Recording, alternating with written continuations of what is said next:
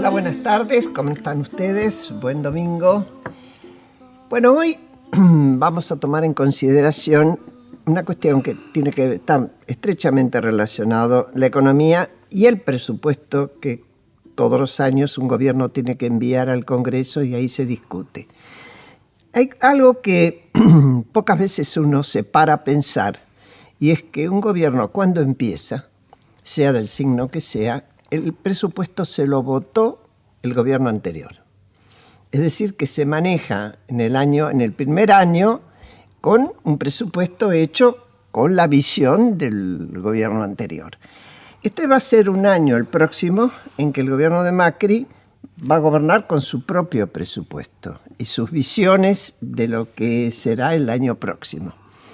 De eso, de cómo está hoy la situación económica, de cómo la ven, y de cómo ven la realidad del presupuesto, repito, que se presentó como proyecto al Congreso, vamos a hablar con tres personas que están relacionadas con el tema, y mucho.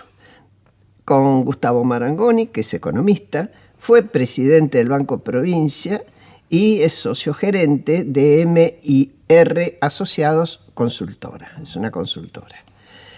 Luciano Laspina es economista también, sí, estamos llenos de economistas. Diputado nacional por el PRO. Exacto. Preside la Comisión de Presupuesto y Hacienda y en su cuenta de Twitter se define como rosarino e hincha de Newell's. Así es, orgulloso. Bueno, está José Luis Machinea, que es economista de muy larga trayectoria, fue ministro de Economía, presidente del Banco Central y es otro, confeso, hincha de Racing. Así es. Como vos. Como yo. Exactamente. ¿Y vos? Gallina. ¡Wow! Tenemos de todo. Completo. Bueno, les agradezco muchísimo a ustedes que estén con nosotros, con Pablo Marmorato, que está conmigo en el piso, y nuestro productor. Y también le agradecemos a Claudio Acevedo, que es quien está en la parte técnica. Cuando quiera el que quiera. Primera pregunta es cómo ven la economía hoy.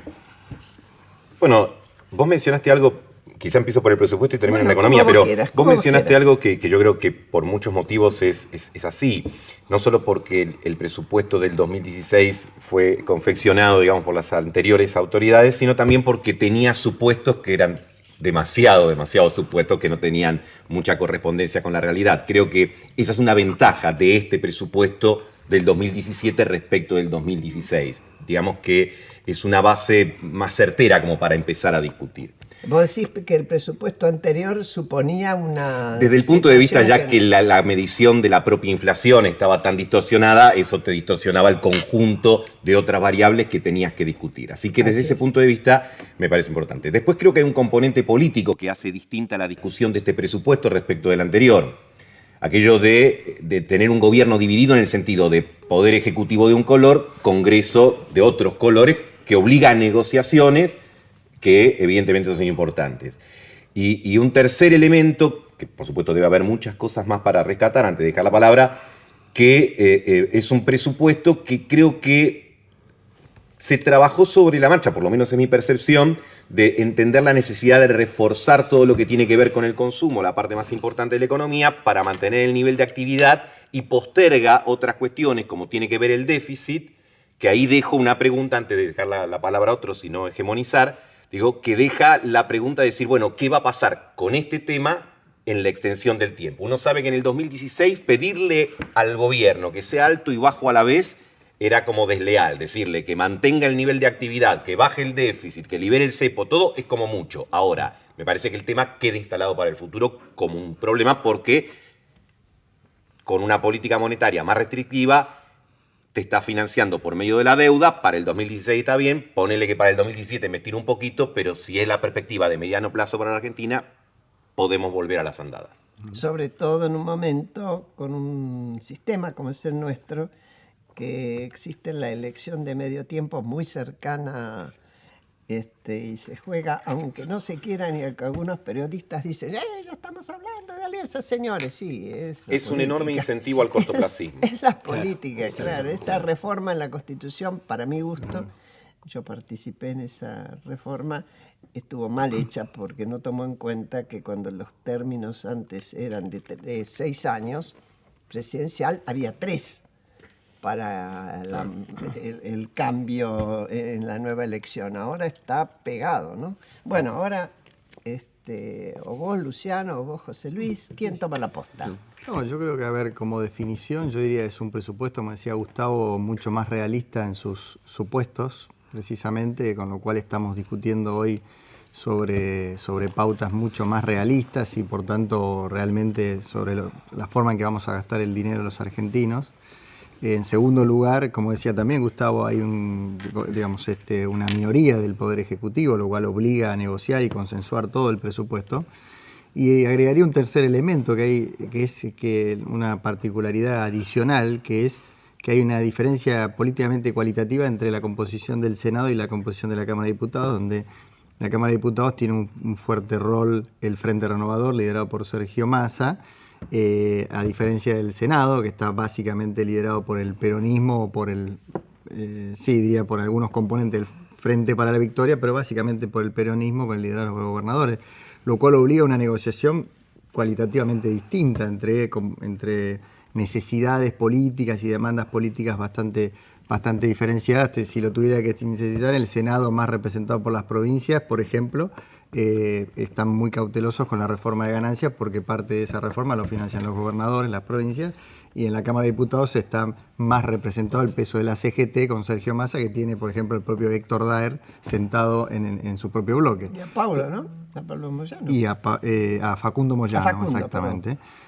Con lo cual, esto obliga también a toda una ingeniería política y un esfuerzo de diálogo mucho mayor, pero yo creo que es constructivo. Creo que por primera vez vamos a trabajar en un presupuesto en serio y además vamos a eliminar los superpoderes o a reducir los superpoderes, que es esta facultad extraordinaria que tenía el jefe de gabinete para hacer con el presupuesto lo que quisiera. Nosotros lo pedíamos cuando éramos oposición y lo estamos pidiendo ahora que estamos en el oficialismo. Así que realmente creo te diría un primer paso en una cultura democrática que había en otras épocas, en las épocas de José Luis, se discutía el presupuesto y era muy difícil y él tiene mucha experiencia. Hay que recuperarlo porque es, te diría, el instrumento básico del ordenamiento del Estado y hacia dónde estamos enfocando la plata de los argentinos, que es lo que recaudamos con los impuestos. Y ahí, para cerrar, te diría, este presupuesto, que como todo presupuesto tiene una gran inercia de los programas y las cosas que se venían haciendo, algunas porque se venían haciendo bien, otras pues no se pueden modificar de un día para el otro, tiene un énfasis mayor en el gasto social en la obra pública. Cuando vos decís inercia, es decir, siguen tomando definiciones del gobierno anterior. Hay estructuras, programas, etcétera, que es muy difícil modificar rápidamente. Digamos, ¿no? De hecho, hay programas que nosotros profundizamos, como la asignación universal por hijo, por ejemplo, pero hay otros programas en otras áreas, educación, salud, que requieren una ingeniería de largo alcance para poder empezar a modificarse y uno pueda... Pero te diría, más allá de eso, es un proyecto que cuida el gasto corriente, que trata de, sobre todo, redireccionar los subsidios hacia los sectores que lo necesitan, porque si te fijas, es prácticamente la única partida que sufre un ajuste, la de subsidios. Y aumenta el gasto en obra pública, 32% contra una inflación del 17%, y el gasto social, que aumenta alrededor del 35%, también contra una inflación del 17%. Es un cambio en el enfoque de más obras, como le gusta al presidente, y también de saber que estamos en una realidad social tremenda, como se supo esta semana con el dato de pobreza, que requiere también apuntalar a los sectores más vulnerables. Sí, José. Sí, José Luis. Vos te preguntabas cómo estamos en la economía en el contexto del presupuesto. Exacto. Y acá tanto Gustavo como Luciano han sido claros y yo estoy de acuerdo con lo que ellos señalaron, ¿no? Es un presupuesto más realista que lo que solíamos tener, así que esa es una primera buena noticia. Tiene algunas cosas relativamente optimistas, después podemos hablar, pero digo, eso se da por lo general en los presupuestos, ¿no?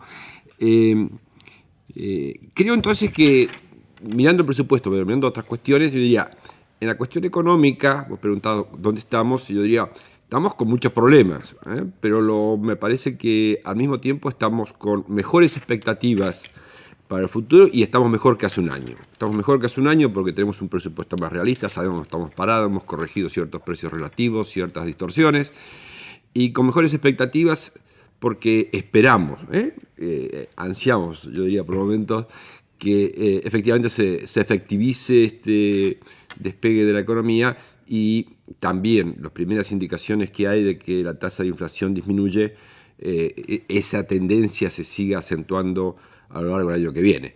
Creo que el presupuesto y el Banco Central son excesivamente optimistas, para empezar por algún lado, hablando de proyecciones, con la tasa de inflación. Claro. Bueno, creo que esta idea del Banco Central, inflación, rango de inflación entre 12 y 17%, me parece excesivamente optimista. ¿A vos se te daría bien cuál? A mí se me daría bien la más baja posible, pero para seguro, lo más desde el seguro. punto de vista realista, yo diría que si este año hemos tocado una inflación, vamos a estar cerca de 40%, porque se acomodaron los precios relativos, etcétera, etcétera, tener una tasa de inflación del orden del 23-25% me parecería un logro fantástico porque... Para descorchar champaña. Sí, porque se habrá cambiado precios relativos y se habrá vuelto a una tasa de inflación inclusive más baja de la que heredó el gobierno. Entonces, a mí me parece esa una muy buena noticia. Ahora, yo entiendo que el Banco Central, las autoridades económicas quieran empujar, ayudar a las expectativas y por lo tanto a bajar la tasa de inflación. Pero me preocupa que nos pongamos demasiado, señalemos o pongamos ese objetivo como un tema trascendente, demasiado trascendente, y después nos dé 23%, digamos, el gobierno ha fallado, qué problema, cuando para mí sería un logro extraordinario. Así que entiendo, a veces los gobiernos se debaten entre cómo tratar de ayudar a cambiar expectativas y empujan siendo demasiado optimistas en algunos temas, pero al mismo tiempo hay que tener cuidado, insisto, no poner demasiado énfasis en alguno de ellos para que después la realidad no golpee a esas expectativas en forma negativa, ¿no? Yo, cuando ustedes hablaban, creo que fuiste vos, Luciano, de las tasas de pobreza. Yo he tenido acá hace 2 años a Agustín Salvia y te daba 3 puntos menos de tasa de pobreza. Te daba 30%, ahora creo que es el 32. O 32, 2 puntos menos. Es decir, esto lo venimos arrastrando y iremos viendo con un INDEC que se meta más profundamente, que no lo hizo nada mal el observatorio de la UCA hasta ahora sus apreciaciones, pero bueno, el Estado siempre tiene más posibilidades y hasta más obligación de llegar más lejos, de distinguir lo que es pobreza estructural, donde ahí sí ahí tiene que haber Estado sí o sí, a lo que es pobreza que se pueda modificar. ¿Cómo ven ustedes en este momento la intención y la capacidad de inversiones? Es decir, ¿cómo está en el mundo la circulación de dinero que podría invertirse y cómo ven ustedes esa... que no sé si va a ser la única solución, pero que seguramente sería bueno que vinieran. Sí, Gustavo. Sí, coincido que no es la única solución. Por supuesto que es indispensable que la economía crezca en su nivel de inversiones. Ahora, vos podés tener un fuerte nivel de inversiones y, sin embargo, no generar empleo por distintos motivos. Por los sectores en los cuales se dan esas inversiones y también por otro tema, que no es solamente económico. No he descubierto el budín de pan con lo que voy a decir. Digo, me parece que hay sectores de la Argentina que después de tantos años sin trabajo, o la segunda generación sin trabajo, tienen problemas de entrenamiento laboral, tienen problemas de sociabilidad, tienen cuestiones en las cuales evidentemente no alcanza solamente el crecimiento económico para reincorporarlos. Por eso yo creo que a veces cuando en estos días que hemos visto algunas reacciones respecto del tema de los pobres que empiezan algunos a tirárselo a la cabeza por el otro, no, es culpa tuya porque tuviste 12 años, no, es culpa tuya por la medida que tomaste estos 10 meses, me parece que eso es agregarle a la pobreza material una pobreza conceptual importante, cuando lo que más necesitamos es riqueza, digamos, de ideas como para poder saber que este tema se tiene que abordar multidimensionalmente. y Así que no lo vas, no hay un programa económico, no hay un tipo de cambio, no hay una variable de inversiones que te vaya a resolver el problema de la pobreza estructural, que está más vinculado con otras cosas y que no se consigue ni en un año, ni en dos, ni en tres. Digo, esto es un trabajo muy esmerado, valga casi el cinismo que estoy diciendo ahora, digo, de mucho tiempo y de muchos años, como para llegar a esta situación. Entonces, creo que las inversiones es un elemento muy importante, pero la tenés que integrar con las políticas, con políticas sociales que tengan realmente la meta y el objetivo insisto, de volver a entrenar, de volver a lo mejor a subsidiar el empleo, más que subsidiar el no empleo.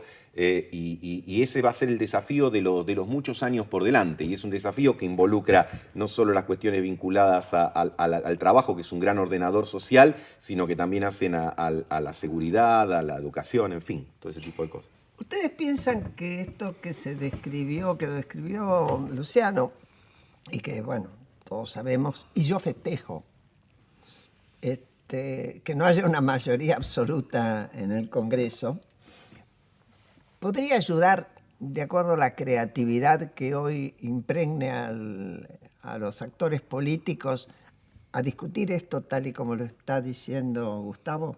¿Vos crees que hay esta visión? Bueno, yo tengo una visión muy optimista de lo que está pasando en materia política en Argentina, que tiene que ver no solo con el cambio que implicó la llegada de Mauricio Macri a la presidencia, que es quizás el candidato que expresaba la mayor voluntad de cambio, más allá de que todos coincidían, y un pedazo grande de la sociedad, que Daniel Scioli también implicaba un cambio bastante grande respecto a lo anterior. Pero si vos te fijás lo que está pasando hoy en la oposición, precisamente con la emergencia, digamos, la salida, o el surgimiento, perdón, de líderes del peronismo joven, con una visión distinta de la política, yo soy optimista de que va a ser muy bueno para Argentina. Digo, si tenemos opositores como Gustavo Marangoni, nos podemos quedar tranquilos. Ahora, si tenemos opositores como los que tuvimos, como los que eran oficialismo hace 10 años, en los últimos 10 años, te diría, me preocupa muchísimo. Gustavo, y creo que perdido. Y creo, no, lo digo sinceramente, y creo que en el Congreso se está viendo una renovación de la clase política que a mí me hace ser muy optimista en el largo plazo. Yo creo que cualquiera de los actores principales que hoy están sentados negociando leyes en el Congreso de la Nación, todos coincidiríamos con el diagnóstico que hizo Gustavo respecto a que, bueno, primero la pobreza es quizás el síntoma del fracaso más grande de la clase política y el fallido del Estado en Argentina, y que todos coincidimos que tiene tres componentes: uno de cortísimo plazo, que son los planes sociales; uno de mediano plazo, que es ordenar la macroeconomía; y uno de largo plazo, que es la educación, y esto que estamos queriendo hacer en este presupuesto, justamente, que tiene para el próximo año la creación de 300 jardines para chicos entre 3 y 4 años, porque los chicos tienen que tener nutrición, contención afectiva, para poder después tener un estímulo temprano. Estímulo temprano. Porque una de las cosas que decía Gustavo recién, sobre las dificultades que tienen hoy muchísimos jóvenes, suponiendo que mañana la Argentina creciera explosivamente y se crearan muchos lugares, puestos de trabajo, es que no están preparados para estar ahí. Exacto. No están preparados. Porque han quedado muy limitados hasta por eso, por falta de estímulo educacional temprano. Exacto, pues si vos generas un boom de inversión y esa inversión es empleo de calidad, empleo calificado, hay mucha gente que no puede aplicar a esos empleos. Entonces, de ese 30% que tenemos, aunque vengan las mejores inversiones en tecnología, a pagar salario de $10.000 por mes, no necesariamente esa gente está capacitada, con lo cual tenemos un desafío enorme de capacitarlos, pero sobre todo ir educando a todos los hijos de esa gente que no ha tenido posibilidades, para que sí puedan en el futuro tener acceso a empleos de calidad. Sí, no, yo estoy totalmente de acuerdo con lo que se ha dicho, ¿no? Este enfoque de la pobreza multidimensional es fundamental. Yo agregaría, el enfoque de casi cualquier cosa que vemos en la economía requiere un enfoque multidimensional. En este país se ha tendido a simplificar demasiado, ¿eh? La competitividad se arregla si devaluamos mucho. El otro, no, digamos, la competitividad se arregla si hacemos varias de las cosas que se han dicho acá para reducir la pobreza, para mejorar la calidad, la calificación de la mano de obra, se arregla con la infraestructura, se arregla creando capacidades en el país. Capacidades es educación, infraestructura, salud, comunicaciones, instituciones, ¿no es cierto? Y a mí me parece que ese enfoque requiere de una discusión de la sociedad y discusión en el poder legislativo, ¿no es cierto?, en el Congreso. Yo veo que hay como síntomas, pero Luciano puede decirlo mejor que yo, y lo ha dicho mejor que yo cuál es su visión, que hay una nueva generación que quiere pensar distinto, quiere chicanear, si me permiten la expresión, un poco menos, quiere ser un poco distinta de esa oposición al peronismo que tuvimos en el 85 y tuvimos más tarde, que había perdido una elección y como había perdido una elección estaba en busca desesperada de un nuevo líder y por lo tanto como ese nuevo líder no estaba, todo el mundo lo que hacía era pegar al gobierno. Ahora no, parece que no, y me parece que es un avance notable. Pero digo, para el tema de la pobreza en particular, pero en general los distintos temas de la Argentina se requiere una discusión seria, razonable, y todo, como bien decía Gustavo, lleva tiempo. Esta idea que vamos a arreglar el tema de la pobreza, vamos a arreglar el tema de la competitividad, vamos a arreglar esto o lo otro en los próximos 6 meses y con 4 medidas, no es así, va a llevar mucho tiempo y eso requiere mantener un rumbo, que si algo no ha hecho este país, cuando lo miramos en el contexto no solamente internacional, sino en el contexto de América Latina, es mantener un rumbo. Hay unos rumbos que preferiría que se cambiar, pero quiero decir, esta idea todo el tiempo de cambio de políticas me parece preocupante, ¿no? Hay una cuestión que quería preguntarles a los tres. Está claro que esta nueva globalización toma de sorpresa a muchos sectores de la clase política en el mundo. Vemos la crisis del Brexit en Inglaterra, donde los más viejos conservadoramente y de forma nacionalista votan por salir de Europa y los más jóvenes dicen, no salgamos, con una mirada diferente. Y así yo podría repetir, trayéndolo acá.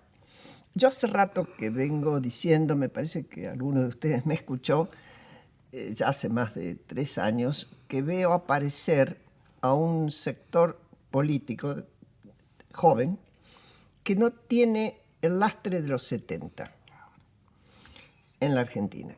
Y lo pienso por lo que vos decías, cuando se salió en el 83, ya en el 85 todo el mundo disputaba. No había habido transición organizada de la democracia. Salimos, un día se terminó Malvinas, salieron disparados por suerte a militares, se los investigó, se los procesó y después seguimos a todo lo que da.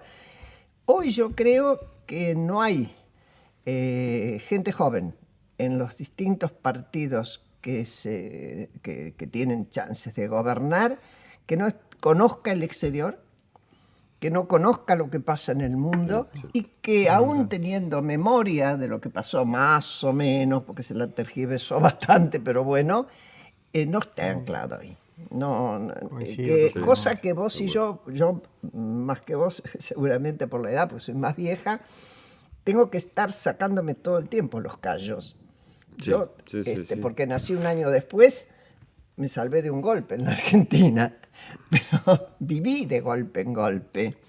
Sí. Y hoy por hoy todos piensan que la democracia está establecida, que de ese lado no va a venir golpes y que en cambio va a haber que solucionar estos problemas de continuidad. Hablé demasiado para mi costumbre.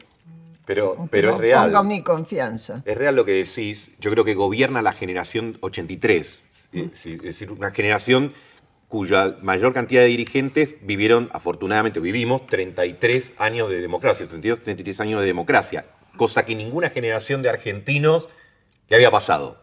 Sí. Nunca hubo un periodo tan largo de democracia en la historia argentina, jamás. No. Y yo creo que también tendrá que ver, acá me acordaba siempre una frase de Gerchunov, ¿no? Cuando creo que en un escrito que habla de los 30 años de política económica en Argentina, dice, el que mordió la manzana de la comprensión ve la cosa de una manera distinta. Cuando, a ver, si vos sos sensato y buena leche, si me permitís el término, sí, y estuviste del otro lado del mostrador, sabés que las cosas no son tan fáciles. Es como todo. En la tribuna el penal se patea así, tendría que... Pero aquello, todo es más fácil. Pero como decía el buen Hegel, el búho de Minerva despliega sus alas al atardecer, es decir, el conocimiento te llega tarde, te llega cuando...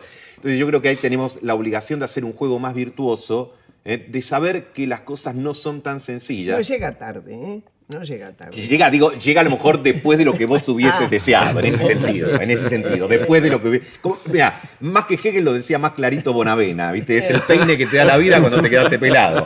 Pero bueno, yo creo que tenemos que ser en ese sentido más consociativos, tenemos que ser menos crueles entre nosotros y tratar de amigarnos con lo que yo creo que es la gran asignatura pendiente del siglo XX de la Argentina, que es el desarrollo. Y el desarrollo podrá tener ejemplos inspiradores en el pasado, pero que ya no nos sirven del todo. Es decir, cuando uno piensa en desarrollismo, dice Frondizi, pero la década del 60 de la economía industrial y de la década de oro, o el famoso, las 3 decenas de años gloriosos del capitalismo, no tiene nada que ver con este capitalismo. Y el mundo hoy, esto que decimos el mundo, tiene desafíos complejos. Digo, llámese Donald Trump en Estados Unidos, llámese el surgimiento de la derecha en Europa, que también te refleja reacciones de naturaleza económica. Entonces tenemos que leer muy bien el mundo al que nos queremos insertar y comprender aquello que dice el Evangelio, ¿no? No se puede guardar el vino nuevo en odres viejos. Vamos a tener que desarrollar nuevas actitudes, nuevos paradigmas, nuevas formas de organización para responder a estos desafíos. Amplio, ¿eh? Desde el Evangelio hasta Bonavena. Me encantó, buenísimo. Yo diría que Frondizi era como un desarrollismo hard, digamos, como el hardware, digamos, y ahora el desarrollismo yo diría es soft, es el software, es la inteligencia, es el conocimiento, es el diseño, con lo cual tenemos que ir a ese desarrollismo moderno. Con cabeza digital y no analógica como tengo yo todavía tengo analógica. Claro, digamos, en aquella época desarrollarse era tener alguien con un martillo pegándole a un hierro caliente y ahora en realidad es un chico, digamos, de anteojitos diseñando un programa, un juego para poder exportar al mundo algún juego, como tenemos en Argentina varios casos exitosos. Pero yo agregaría lo que vos decías, Graciela, de este cambio de la generación de la democracia, como decía Gustavo, la cuestión de las telecomunicaciones y la gran información, que ha cambiado un poco la cabeza del elector, no solo la dirigencia política, que coincido absolutamente con lo que dijiste, Néstor Kirchner, que había vivido de cerca toda la cuestión de la dictadura y que hizo de su gobierno una gran parte, una reivindicación de hechos tremendos que habían pasado en aquel momento, con los aciertos y errores que vos bien conocés. Cuando asumió la presidencia no había salido nunca del país. Y venía de una provincia donde había manejado los medios con el látigo. Y bueno, y eso te da una cultura distinta del manejo del poder. Balbín salió una sola vez. Alfonsín salió cuando tuvo que convertirse en el candidato de la socialdemocracia. Sí. Y a Chacho Álvarez le daba asma si atravesaba la General Paz. Exacto. Pero lo bueno ahora es que no necesitas salir. Se jactaba, había una jactancia en eso. Así como algunos de nuestros dirigentes dijeron, ¿saben, muchachos? Nunca leí un libro. Como si eso fuera una cosa virtuosa, ¿no? Sí. No, y ahora lo bueno es que no necesitas salir físicamente del país, porque con internet o con Google Earth o mirando las páginas de otros países, de diario de otros países, toda la gente hoy accede a saber cómo vive el resto del mundo, los problemas que hay, cómo se discute la política, la economía en el resto del mundo.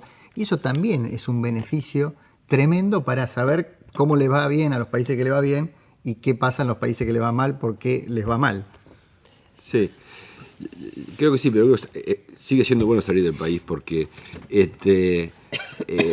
muchas cosas han cambiado en Argentina para bien, es cierto, mirado desde esa perspectiva.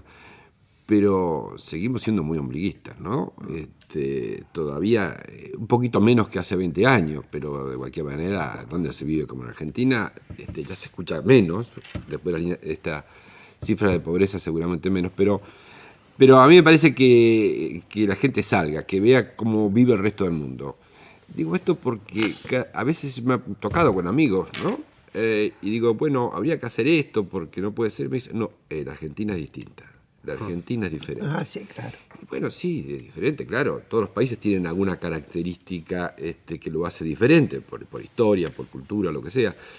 Pero esta cosa de refugiarse de que nosotros somos distintos y por lo tanto no podemos hacer las cosas que hace el resto del mundo, Se parece a los mejores bifes son los de la Argentina. Sí, se parece a eso. Es la idea. Yo llegué y dije, che, pero no se puede andar en Buenos Aires. Yo estuve 9 años fuera del país. Llegué hablando con un amigo que era kirchnerista, estaba en su casa, y digo, pero acá no se puede salir. Digo, uno sale y no sabe cuándo llega. Y dice, bueno, che, la gente tiene que protestar. Digo, pero en otras partes del mundo la gente protesta de otra manera. Y bueno, argentinos somos distintos.